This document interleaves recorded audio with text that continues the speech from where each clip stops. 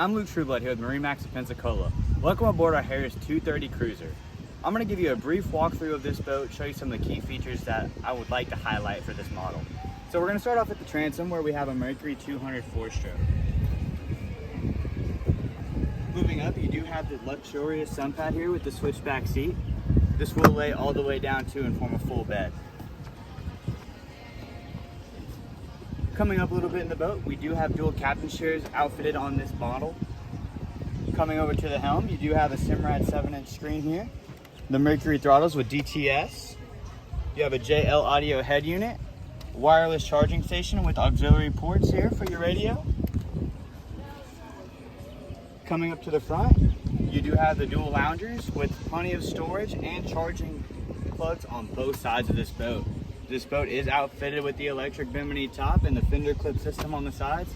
She's ready to go to suit your and your family's needs. Like and subscribe to our channel for more content like this.